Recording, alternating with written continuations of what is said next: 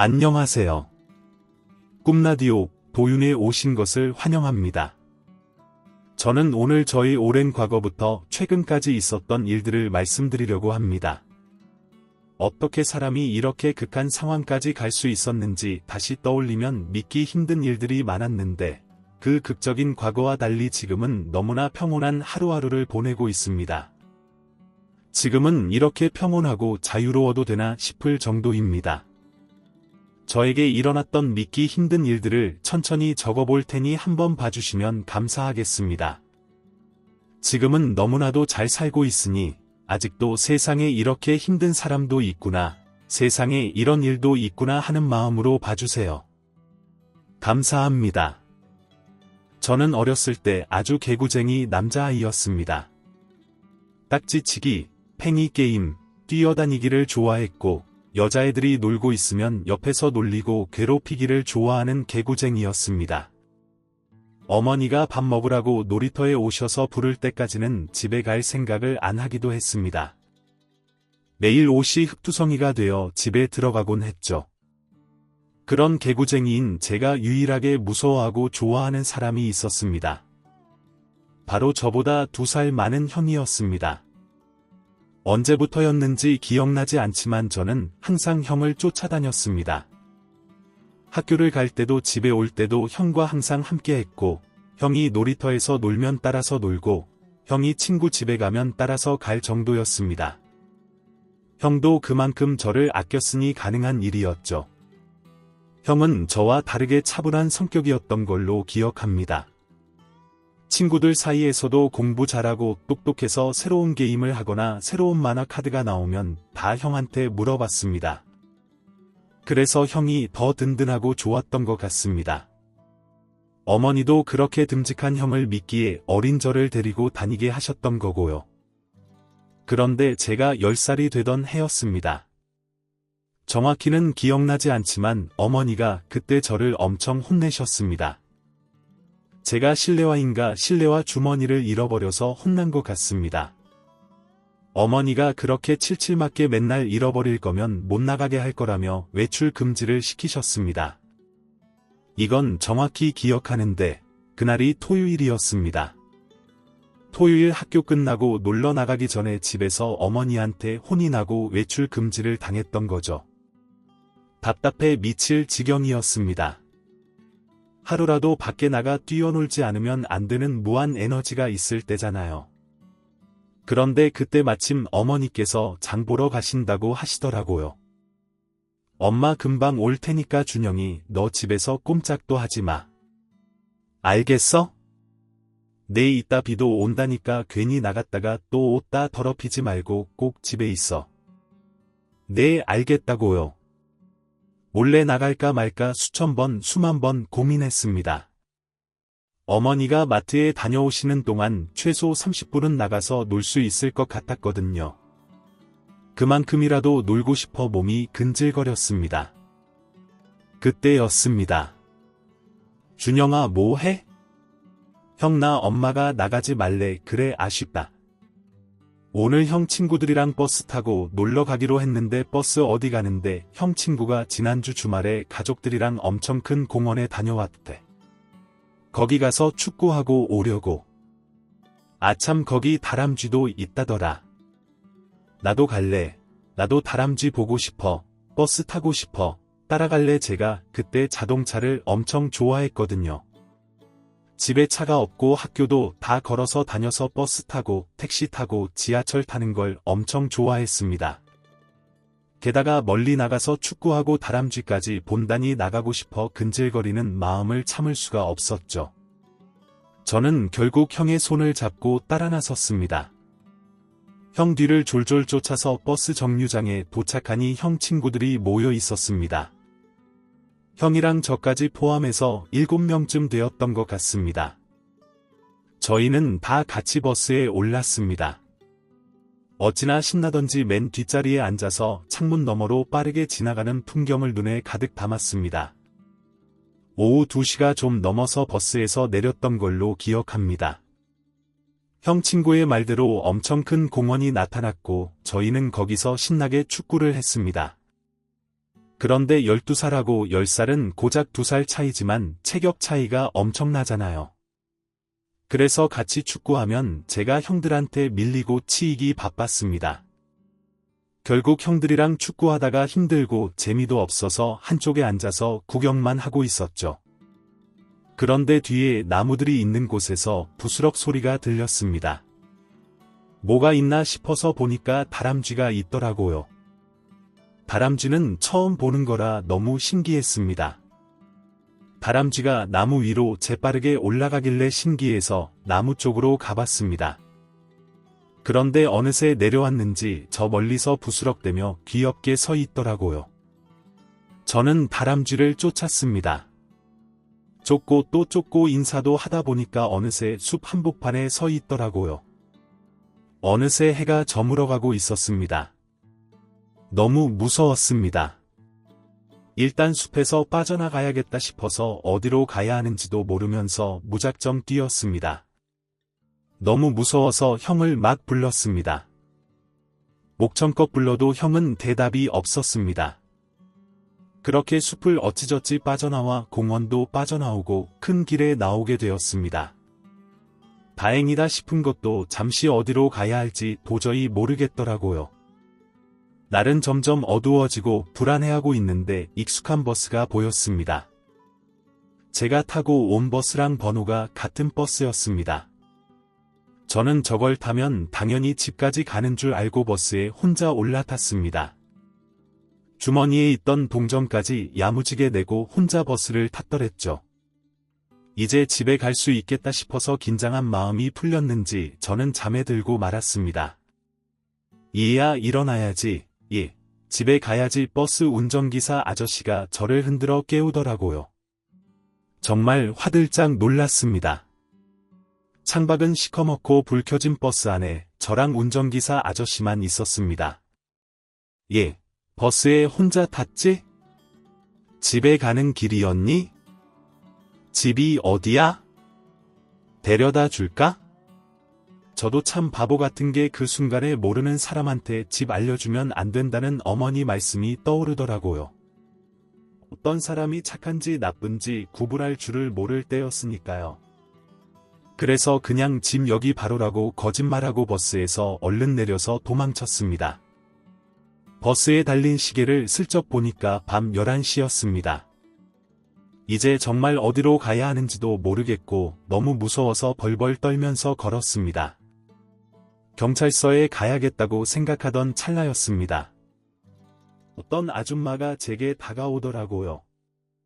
여기서 뭐 하니? 네, 저 집에 가고 있는데요. 어머 그렇구나. 춥지 않아?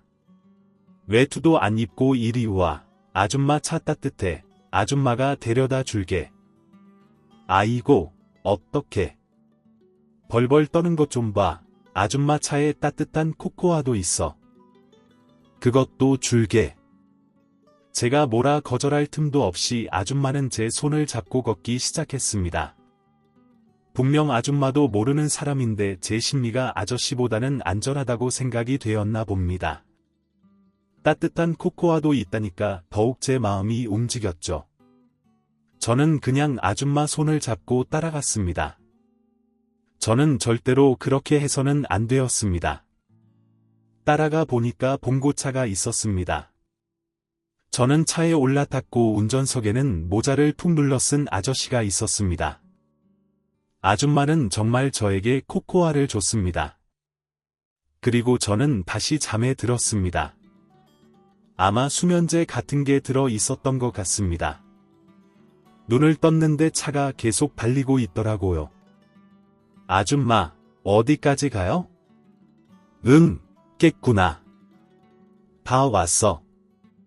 네, 저는 당연히 집에 데려다 주는 줄 알았습니다. 그런데 차가 굽이굽이 산 같은 곳을 올라가더라고요. 그러더니 무슨 커다란 건물이 나타났습니다. 진짜 뜬금없는 건물이었습니다. 그리고 굉장히 큰 건물이었죠. 특별한 간판 같은 건 보이지 않았습니다. 대신 두꺼운 대문이 저희를 반겼습니다. 어둠만이 가득한데 누군가 앞에서 손전등을 비추더니 두꺼운 대문을 천천히 열어주었습니다. 차는 그 안을 스르륵 들어갔고 다시 대문이 닫혔습니다. 아줌마, 여기가 어디예요? 저 집에 가는 거 아니에요? 우리가 만난 건 신의 뜻이란다. 운명을 거스르는 건 신의 뜻에 반하는 행동인 거야. 그건 사탄이 하는 짓이지. 너는 사탄이 되고 싶니? 그게 뭔데요? 아줌마, 저 집에 데려다 주세요. 제발요. 무서워요. 아줌마 미안하지만 아줌마도 사탄이 되기 싫어. 아줌마는 웃었습니다. 그것도 아주 기분 나쁘게 미소를 띄었죠. 정신이 멍해졌습니다. 아무도 제게 위협을 가하거나 겁을 주지 않았지만 무서웠습니다. 그냥 그 분위기, 그 장소, 그 아줌마, 운전하던 아저씨까지 다 무서웠습니다. 눈물이 차올라서 엉엉 울었습니다. 아줌마도 아저씨도 저를 쳐다보지 않았습니다. 저를 위로해주지도 않았고 그냥 건물 깊숙한 곳으로 들어갔습니다. 그때부터 그 이상한 곳에서의 생활이 시작되었습니다. 거기엔 저 같은 어린애들이 많이 있었습니다. 하지만 어른들이 훨씬 많았습니다. 어른들과 아이들은 매일 기도를 했습니다. 모두 똑같은 옷을 입고 그곳에서 생활했습니다. 밖으로 오고 가는 사람들도 있었지만 많지 않았습니다. 그리고 이곳은 아무나 들어오고 나갈 수 없다는 듯이 대문에서 드나드는 사람들을 다 검문했습니다. 그것은 사이비 종교였습니다. 혹시 그 종교가 특정될까봐, 그러다 혹시 제가 누구인지 밝혀지고 무슨 일이 생길까봐 두려워서 상세하게 적지 못하는 점 양해 부탁드립니다. 확실한 건 그곳은 정말 이상한 곳이었습니다. 매일 무슨 주문 같은 기도를 하고 의식을 하는 곳이었습니다. 매일매일 도망치고 싶다는 생각을 했습니다. 하지만 도망칠 수가 없었습니다. 저처럼 어린애들은 어른들이 지내는 방에 한두 명씩 배치되었습니다. 애들끼리 모여 있으면 무슨 짓을 꾸밀 수도 있을 거라 생각했나 봅니다. 어른들이 있는 방에서 생활하면서 아침 저녁마다 사관이라는 사람이 인원수 체크를 했습니다. 아직도 생각하면 정말 무섭습니다. 사관이라는 사람은 덩치가 엄청 크고 무섭게 생긴 남자였습니다. 조폭이라고 해도 믿을 법한 비주얼이었습니다. 그래서 아무도 도망칠 생각을 못했습니다. 그리고 거기 있던 어른들은 다 자의로 들어온 사람들이라 애초에 나갈 생각을 하지 않았습니다.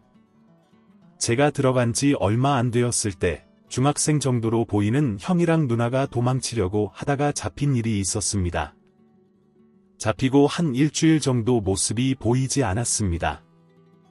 그리고 다시 나타났을 때는 말도 못하게 초췌했고 넋이 나가 있었습니다. 씻지도 못했는지 냄새도 정말 많이 났고요. 그 모습을 보니 더욱 도망칠 용기가 나지 않았습니다. 거기서 생활하는 저 같은 어린애들은 온갖 자비를 했습니다. 보통 청소를 했고 기도할 때 헌금을 걷기도 했습니다. 그 건물을 다 청소하려면 인건비가 많이 들었을 테니 저 같은 어린애들을 잡아다가 일을 시켰던 것 같습니다. 대부분이 제 또래 정도였습니다.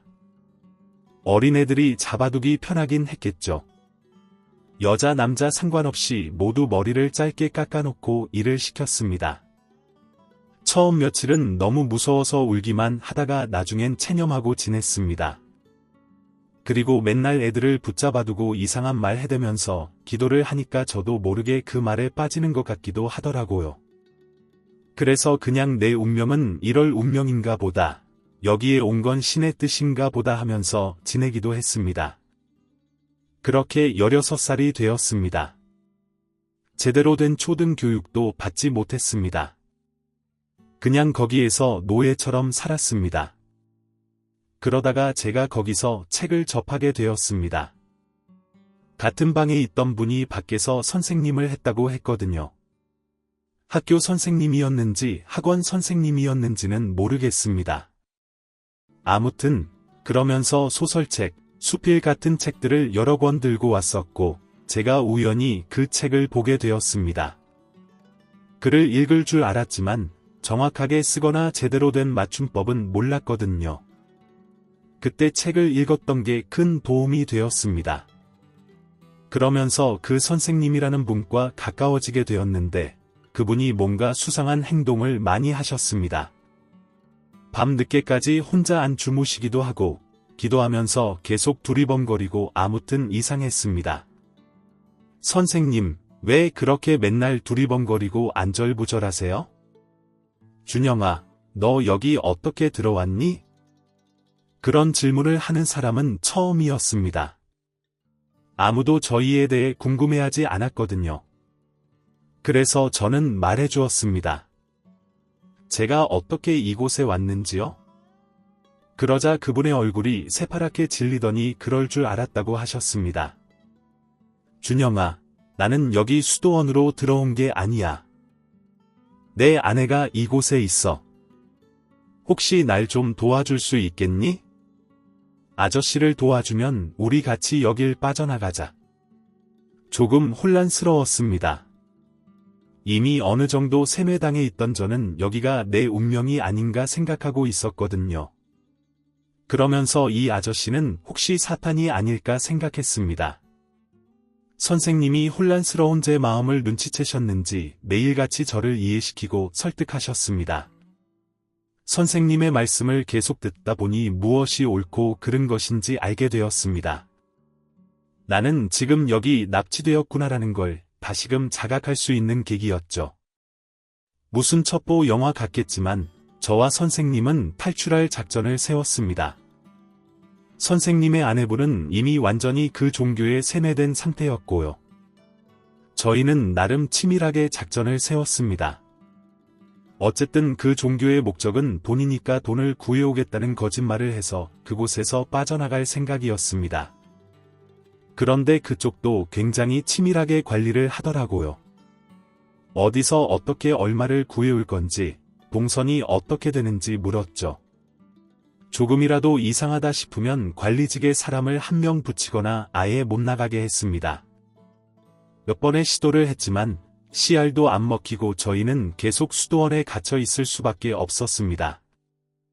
그렇게 저는 17살이 되었습니다. 이번엔 방법을 바꾸기로 했습니다. 감시가 되지 않은 산 뒷길로 빠져나가려는 계획이었습니다. 봄이 되기 전 마지막 추위를 뚫고 저희 셋은 탈출을 시도했습니다. 정말 죽을 힘을 다해서 달렸습니다. 선생님은 아내분을 질질 끌면서 달렸습니다. 반쯤 넋이 나가 있는 아내분은 뛰다가 멈추다가 소리치다가를 반복했습니다. 완벽한 범죄가 없듯이 완벽한 탈출도 없었습니다. 곧 사관이라는 사람 여러 명이 저희를 쫓았습니다. 정말 오금이 저릴 정도로 무서웠습니다. 그래도 발을 더 빠르게 굴렀습니다. 그렇게 달리다가 선생님의 아내분과 저는 찢어지게 되었습니다. 그게 선생님과 아내분의 마지막 모습이었습니다. 아직까지도 어떻게 되었는지 모르겠습니다. 그런데 추측하건대 아마 잘 도망치셨던 것 같습니다. 사관들하고 거리 차이가 많이 났었거든요. 저도 그냥 앞만 보고 냅다 달렸습니다. 한참을 달리다 보니 어느새 산 밑 차도에 도착했습니다. 그대로 산길을 따라 쭉 내려갔고 하나둘 차가 지나가는 풍경을 보자 마음이 놓여 다리에 힘이 풀려 주저앉았습니다. 이른 새벽 탈출한 저는 산에서 내려온 뒤에도 하염없이 걸었습니다. 최대한 그곳에서 멀리 떨어지고 싶었습니다. 그렇게 걷다가 선생님이 전날 주신 3만 원으로 여관방을 잡고 들어가 잠을 잤습니다. 눈물이 났습니다. 납치된 곳에서 도망쳤다는 안도감과 무서움과 허무함 등등 여러 감정이 겹쳤습니다.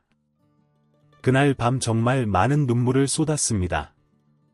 선생님께서 도망치면 일단 잠잘 곳이 중요하니까 어디든 들어가라고 했었습니다.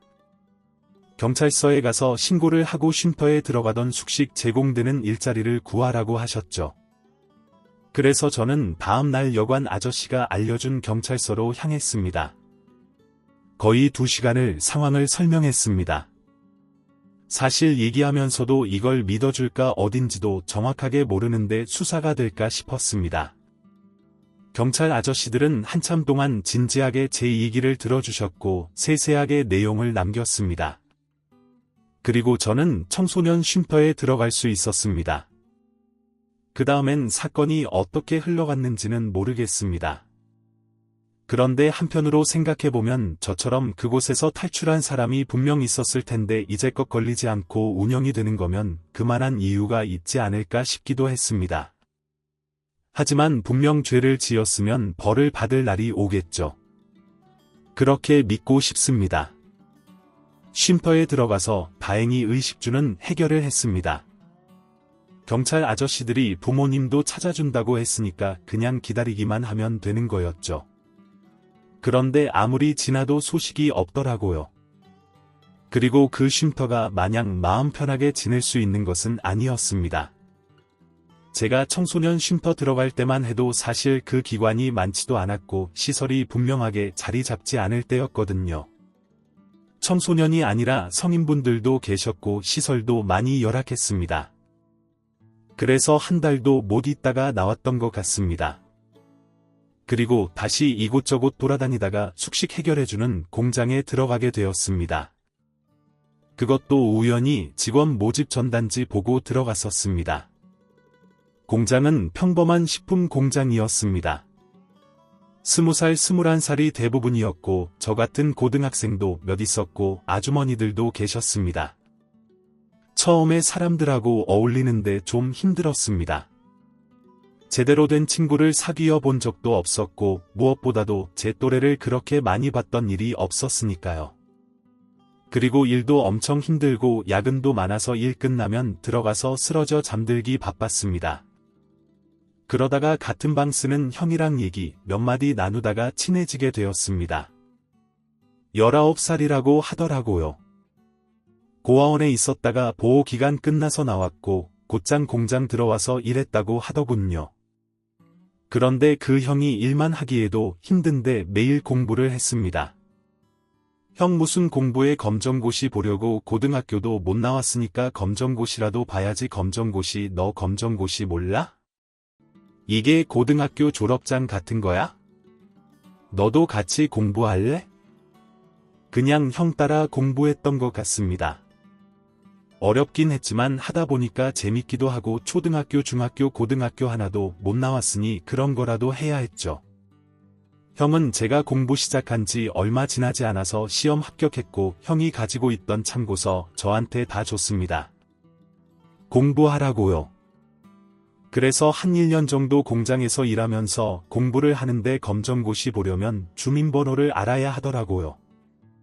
그런데 저는 그런 거 전혀 모르잖아요. 형은 고아원에서 도움받아서 주민번호가 있었고 신분증도 있어서 시험 볼 수 있었던 거고요. 나는 이 나라 국민이 아닌 건가 검정고시도 못 보나 하던 차에 형이 저를 고아원에 데려갔고 고아원에서 제 사정 다 듣고 도움을 주었습니다. 고아원 원장님이랑 동사무소 직원분이랑 그때 발로 뛰며 알아봐 주신 덕에 저는 신분증도 만들 수 있었습니다. 그렇게 검정고시도 합격하게 되었죠. 그리고 그때까지 제가 월급을 다 현금으로만 가지고 있었거든요. 당연히 통장도 없었으니까요. 그래서 신분증 나오고 형이 도와줘서 은행에서 통장도 처음 만들고 가지고 있던 현금들도 다 저축할 수 있었습니다. 그렇게 20살 될 때까지 공장에서 일을 했습니다. 19살 가을쯤에 같이 검정고시 본 형이 공장 그만두고 다른 직장 알아본다고 하더라고요. 일은 힘들지 않으면서 돈을 많이 버는 직장을 찾아본다고 했죠. 그런 게 있을까 했지만 형은 기어코 그만두고 떠났습니다. 그리고 3개월 뒤 멋진 정장을 입고 차까지 끌고 저를 찾아왔더랬죠. 준영아, 형이랑 같이 일해볼래? 형 무슨 일 하는데요? 그냥 별거 없어. 요즘 좋은 화장품들 많잖아. 그거 파는 거야? 누구한테요? 그건 네가 찾아야지. 보통 아주머니들한테 많이 파는데 지역 나이 아무것도 상관없어. 그냥 팔면 돼. 제가 팔 수 있을까요? 형이랑 같이 해보자. 우린 좋은 파트너가 될 수 있을 것 같다. 그렇게 저는 형의 말에 홀려버렸고 공장을 그만두었습니다. 형이 하는 일은 화장품 방문 판매였고 다단계였습니다.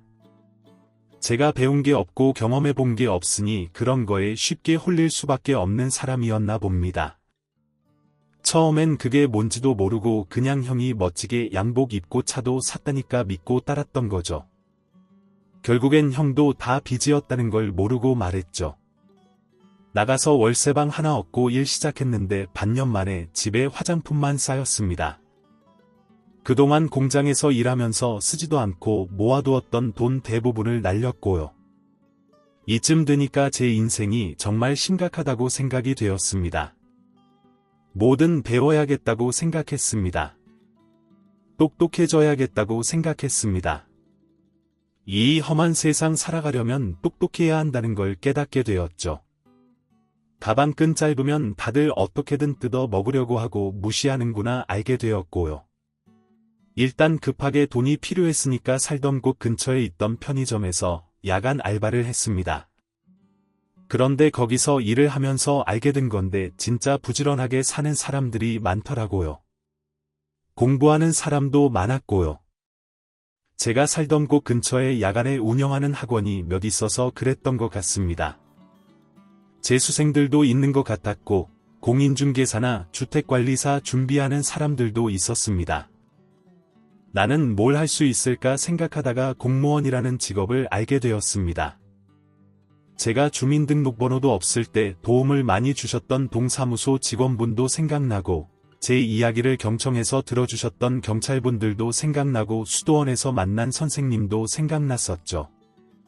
제가 경찰이나 선생님이 될 수는 없겠지만 9급 공무원은 도전해 볼 수 있지 않을까 생각이 들었습니다. 그렇게 전 21살의 나이에 공무원 준비를 시작했습니다. 저는 도움을 받을 수 있는 곳이 아무것도 없었기에 모든 걸 스스로 해결해야 했습니다.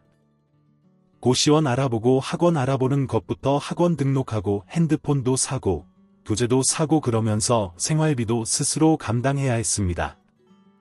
아무리 9급이라고 하더라도 사실 공무원 준비하면서 생활비를 버는 건 쉽지 않았습니다.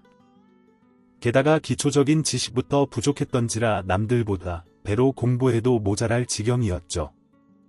가장 중요한 고시원 월세 학원비부터 처음부터 해결해야 했던 저는 고시원 총무로 일을 하며 돈을 벌었습니다. 마음씨 좋은 고시원 사장님께서 총무로 일하면서 반값을 빼준다고 하셨거든요. 덕분에 월세값을 아낄 수 있었습니다. 총무로 일하는 게 하루 종일 해야 하는 것도 아니었고 학원 가는 시간엔 사장님이 계셨기에 근무 시간도 딱 좋았죠. 주말 중 하루는 사장님이 계속 계셔서 쉬는 날도 나름 잘 지켜진 편이었고요. 학원 다니고 고시원에서 일하면서 공부하고 주말에도 방에서 공부하던 삶의 반복이었습니다. 하지만 그렇게 지루한 제 일상에 한 줄기 햇살 같은 사람이 찾아왔습니다. 바로 고시원 옆 편의점에서 알바를 하던 여자분이었죠. 제 또래 정도로 보이는 그분은 맨날 밝게 웃으면서 저를 반겨주셨습니다. 그분한테는 그게 일이니까 당연했을지 몰라도 매일 씻은 식물처럼 힘없는 고시원 사람들을 보는 제 입장에선 그분의 환한 미소가 너무나도 아름답고 특별하게 보였습니다. 오늘도 삼각김밥 드세요. 그런 그녀가 처음 제게 말을 걸었을 땐 심장이 멎을 뻔했습니다. 아, 네, 매일 이런 걸 식사로 드시면 건강에 안 좋을 텐데 다음엔 도시락 드셔보세요.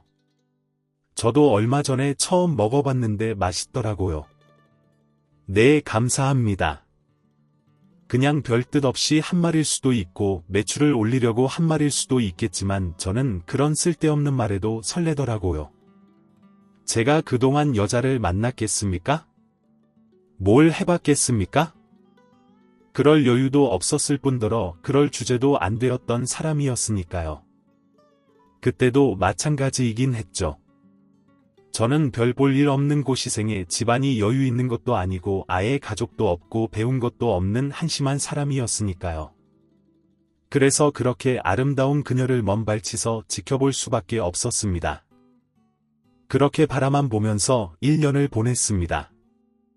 가끔 대화를 나누긴 했지만 개인적인 대화나 긴 대화는 나누기 어려웠죠. 그때 저는 연애를 할 형편이 아니라고 생각했기에 일부러 더 거리를 두기도 했습니다.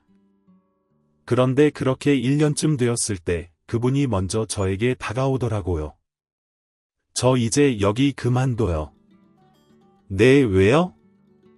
학교 시간표 잘못 짜서 알바 시간이랑 안 맞더라고요. 그러시구나.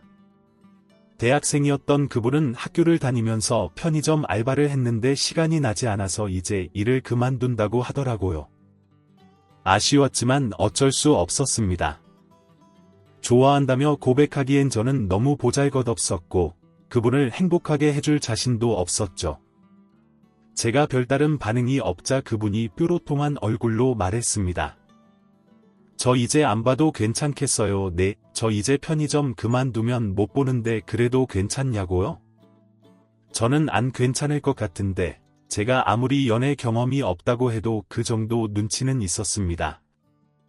그분이 저와 같은 마음일 줄은 상상도 못했습니다. 저도 안 괜찮아요. 우리 편의점 말고 밖에서 만나요. 조심스러우면서도 풋풋한 저희의 만남은 시작되었습니다. 그저 밖에서 다시 보고 싶은 마음뿐이었습니다.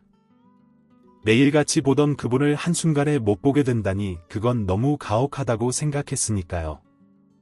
연애를 하고 싶다는 욕심은 없었습니다. 그건 제게 사치라고 느껴졌습니다. 그래서 고백을 하지 않았고 전 그게 맞다고 생각했습니다. 하지만 오히려 그분에 대한 예의가 아니었던 거였죠. 왜 고백 안 해요? 나 안 좋아해요. 그게 아니고 좋아해요. 그런데 왜 사귀자고 안 해요? 그게 순수하고 예쁜 그분은 저처럼 어두운 사람과 어울리지 않는다고 생각했습니다. 그러기에 진지한 만남을 가지기 전에 제 모든 것을 말해주고 싶었고 그분이 저를 떠나는 한이 있어도 그게 예의라고 생각했습니다. 저는 제가 납치를 당했던 것부터 수도원에 갇혔던 것, 탈출해서 공장에서 일한 것, 다단계 회사에서 돈을 날리고 지금은 고시원에서 지내며 공부를 하는 것까지 모두 말해주었습니다. 그분은 한순간도 따분해하지 않고 맑은 눈으로 저를 봐주었습니다.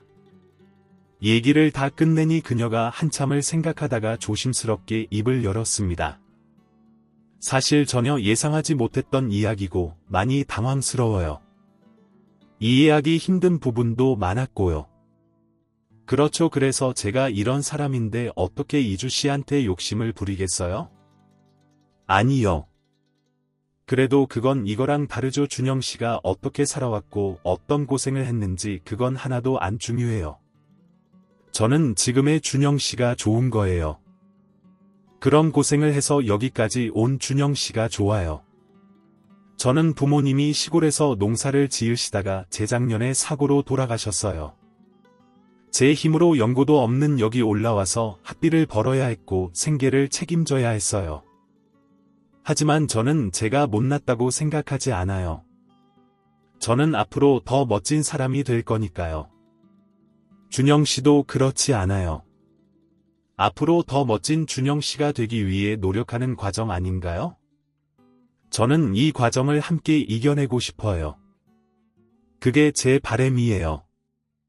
제가 장담하는데 어느 누구도 어느 영화에서도 이렇게 멋진 고백은 보지 못했습니다. 이렇게 솔직하고 당찬 고백이 또 있을까요? 그 용기에 또 한 번 반하게 된 저는 그분과의 연애를 시작했습니다. 저희의 연애는 아주 건강했습니다. 서로에게 힘이 되어주기 위해 서로에게 방해가 되지 않기 위해 많이 노력했습니다. 2주가 시험 기간이 되면 저는 샌드위치를 사서 독서실에 가져다 주었고 제가 시험 보러 가는 날이 되면 이른 아침부터 2주가 따뜻한 차와 초콜릿을 챙겨주었습니다. 하지만 여자친구의 노력과 다르게 제 성적은 좋지 않았습니다.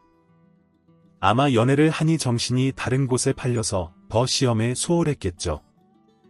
그리고 또 당장 돈을 벌지는 못하는 상황에 답답함을 느끼기 시작했습니다. 여자친구에게 더 좋은 것을 사주고 싶고 더 맛있는 걸 사주고 싶다는 마음이 생겼기 때문이었죠. 그렇게 꿈과 현실 사이에서 갈팡질팡하던 때였습니다. 여자친구가 자취를 하면서 학교를 다니고 있었는데 살고 있던 방이 재개발이 들어가면서 집을 빼줘야 하는 상황이 생겼습니다. 여자친구는 그때 졸업을 앞두고 있는 시기였죠. 잘됐지 뭐 거기 오래돼서 상태가 영 별로였거든. 곧 면접 결과 나오니까 결과 보고 회사 근처에 방 얻어야겠다. 우리 같이 살까? 뭐 진짜 정말이야. 오빠 괜찮겠어. 공부하는데 방해될 것 같은데 나 그만하려고 벌써 3년을 넘게 했는데 이 정도면 재능이 없는 거 아닌가 싶기도 하고 그냥 직장 다닐까 해. 모든 타이밍이 맞아떨어졌습니다. 저는 시험에서 또 떨어졌고 여자친구는 졸업을 앞두고 취업 준비를 하고 있고 타이밍 좋게 집을 빼야 했고요. 그냥 지금이 그만두기에 적절한 시기가 아닐까 싶었습니다. 그리고 일주일 후 여자친구는 면접 본 회사에 합격을 했고 저희는 회사 근처에 방을 얻게 되었습니다. 그리고 저는 다시 공장에 들어가게 되었습니다. 직장 다닌다면서 공장이 웬 말이냐 싶으시겠지만 야간에 공장 관리하는 매니저로 입사하게 되어서 벌이가 나쁘지 않았거든요. 전문적으로 어떤 기술을 유하는 일은 아니었지만 당시에는 돈 많이 버는 게 중요하다 여겨서 그곳에서 일하게 되었습니다. 그렇게 여자친구는 회사에서 저는 공장에서 일한 지 1년이 지났을 때였습니다. 슬슬 결혼 얘기가 오가게 되었습니다. 사실 같이 살고 있었으니 거의 결혼한 것과 마찬가지였지만 그래도 결혼식도 안 올렸고 혼인신고도 안 했으니까 부부는 아니었잖아요. 그렇다고 이렇게 같이 살고만 있는 건 또 아닌 것 같다. 제대로 프러포즈하자 마음먹었습니다. 조촐하고 어색하지만 분위기 있는 레스토랑에 가서 반지랑 꽃 주면서 프로포즈를 했습니다. 대단한 게 아니었는데도 여자친구는 고맙다며 너무 좋아했습니다.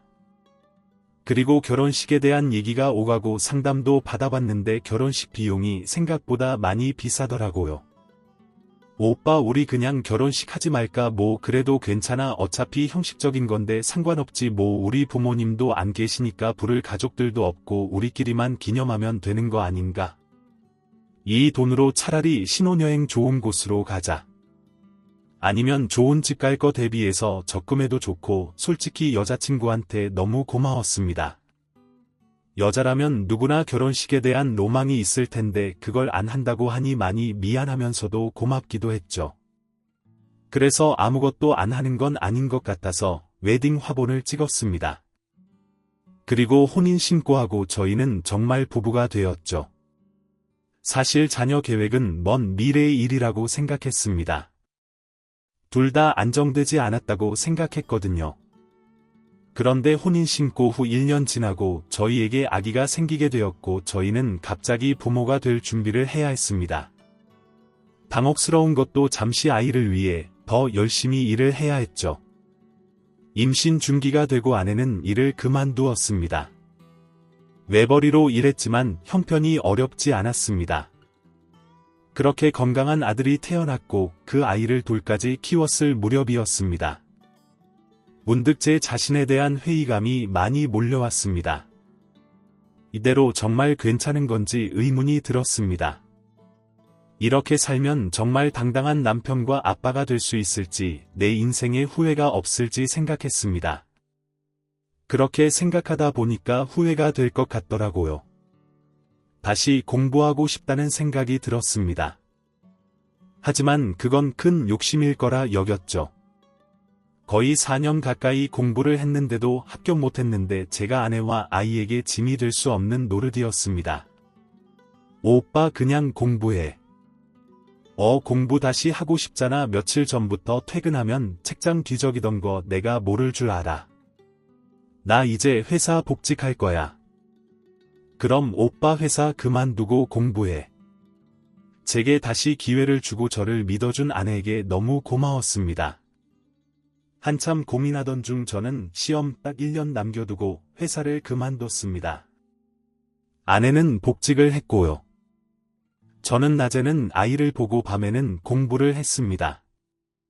사실 아이 보면서 공부를 하는 게 쉽지는 않은 일이었습니다. 그래서 정말 붙을 수 있을까 걱정되던 순간도 많았습니다. 그럴 때마다 정신 똑바로 붙잡고 잠덜 자면서 열심히 노력했습니다. 그리고 딱 1년 뒤 저는 4년을 해도 못 붙었던 공무원 시험에 합격을 했습니다. 아내랑 부둥켜 안고 눈물을 쏟았습니다. 그 1년 동안 크고 작은 일들로 둘 다 많이 힘들었거든요. 부족한 생활비부터 시작해서 사소한 집안일까지 많은 것들로 소가리를 했더랬죠. 아내에게 항상 당당하지 못했고 부족한 사람이라고 생각했었는데 그 마음이 조금은 해소되는 기분이었습니다. 합격 발표되고 정말 오랜만에 아내랑 아이랑 집에서 소고기를 구워 먹었습니다. 소소했지만 그날 정말 행복했습니다. 저는 운 좋게도 집에서 많이 멀지 않은 동사무소에서 근무를 하게 되었습니다. 긴장되는 마음으로 첫 출근을 하던 날 출근 시간보다 30분이나 일찍 가서 근처를 둘러봤습니다. 앞으로 몇 년은 일하게 될 직장의 외관을 천천히 둘러보다가 벽보 여러 개가 붙어 있는 것을 발견하게 되었습니다. 문화센터 전단, 동네 축제 전단 등이 있는데 그 옆에 낡은 종이 여러 개가 겹쳐져 있더라고요. 뭔가 싶었는데 실종 아동들을 찾는 벽보였습니다. 순간 심장 한쪽이 저였습니다. 나와 같은 처지의 아이들이 이렇게나 많구나 싶어 그 오래된 종이들을 천천히 넘겨보았습니다. 5장쯤 넘겼을까? 저는 그 자리에서 굳어서 덜덜 떨 수밖에 없었습니다. 김준영 제 이름이었습니다. 실종된 나이 10살 제가 납치되었을 때의 나이였습니다. 우연이라고 생각했습니다. 흔한 이름이고 흔한 나이니까 그럴 수 있다고 생각했습니다. 그 밑에 내용을 아주 천천히 읽었습니다. 초록색 잠바에 청바지를 입었고 흰색 운동화를 신은 것 희미하지만 초록색 상의를 입었던 게 기억이 났습니다. 마지막 결정적으로 왼쪽 뺨에 있는 작은 점 분명했습니다. 이 전단은 저를 찾는 것이었습니다. 믿을 수가 없었습니다. 이런 우연이 가능한 건지 이게 정말 내가 맞는 건지 읽고 또 읽었습니다. 여러 번 읽어도 제가 맞는 것 같았습니다. 전단에 있는 사진이 흑백에다가 흐릿했지만 저인 것 같은 강한 확신이 들었습니다. 그날 첫 출근이었는데 업무를 어떻게 했는지도 모르겠습니다. 그 전단을 품에 꼭 안고 뛰는 가슴을 진정시키느라 정신이 없었습니다. 일을 마치고 저는 전단에 있는 번호로 전화를 걸었습니다. 여보세요, 여자 목소리였습니다. 저기요, 누구시죠? 전단지를 봤는데 아이를 찾고 계신다고. 김준영. 네, 그런데요. 제가 김준영인데요. 제가 그 애인 것 같은데요. 바로 오겠다고 기다려달라고 했습니다. 저는 문 닫은 동사무소 앞에서 동상처럼 가만히 서 있었습니다. 뭐라 형용할 수 없는 감정이었습니다. 설렘보다는 두려운 마음이 더 컸습니다. 사실 제가 그 전단 속의 아이가 아니라던가 나를 알아보지 못하고 의심한다던가 하면 더 마음이 아플 것 같았거든요. 복잡한 마음을 추스르던 그때였습니다. 준영인이 떨리는 목소리에 천천히 고개를 들어보니 엄마였습니다. 너무 오래돼서 엄마 얼굴도 잘 기억이 나지 않지만 그냥 그분은 제 엄마였습니다. 그냥 보고 알 수 있었습니다. 엄마와 저는 동시에 와락 끌어안았습니다. 그리고 그대로 주저앉아 울기만 했습니다. 그 옆엔 아빠도 있었고 저와 똑 닮은 형도 있었습니다. 다 같이 눈물을 흘렸습니다. 이렇게 가까이에 있었는데 왜 이제야 찾게 되었는지 너무 억울해 미칠 지경이었습니다. 그러면서도 이렇게 다시 만나게 되어서 이런 기적을 주어서 너무 감사하다고 생각했습니다. 저희 가족은 진정되지 않는 마음을 억지로 누르고 눌러 얘기를 나눴습니다. 내가 그날을 얼마나 후회했는지 몰라.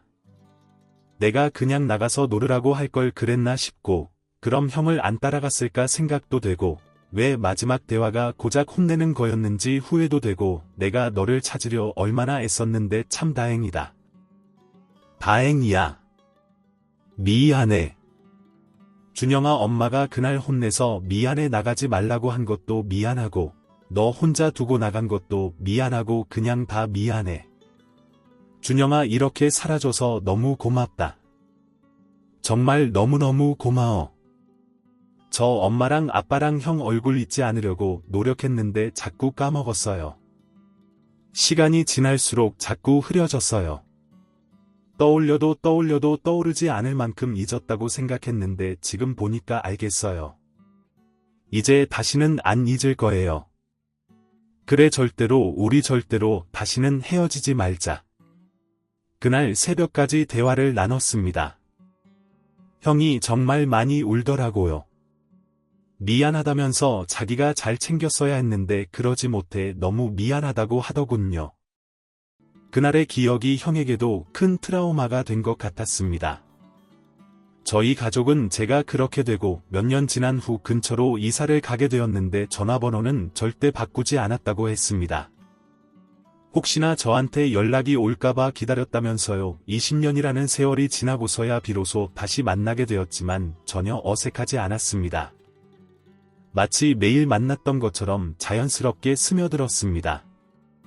저는 가족들에게 아내와 제 아들을 소개해 주었습니다. 가족들은 반갑게 새 식구들을 반겨주었습니다. 다시는 못 볼 줄 알았던 가족을 찾게 되어서 참 신기하고 제가 지금 이렇게 살고 있는 자체가 기적 같습니다. 인생에 겪어야 하는 고비들의 크기가 정해져 있는 거라면 저는 그 고비를 지금까지 몰아서 겪었다고 생각하고 싶습니다. 그래서 앞으로의 인생은 완만하기를 바랍니다. 이제 더 이상 힘들고 싶지 않고 아픔을 겪고 싶지 않습니다. 이건 저뿐만 아니라 저희 가족 모두 그러기를 바랍니다. 그간 고생 많이 한 우리 가족들 앞으로는 상처 많은 마음 서로 치유해주며 즐거운 일만 가득했으면 합니다. 저로 인해 느낀 아픔을 앞으로 저로 인해 웃을 날만 가득하기를 바라며 더 열심히 살겠습니다. 지금까지 사연 들어주셔서 감사합니다. 사연이 재미있으셨다면 구독과 좋아요를 눌러주세요. 감사합니다. 안녕히 계세요.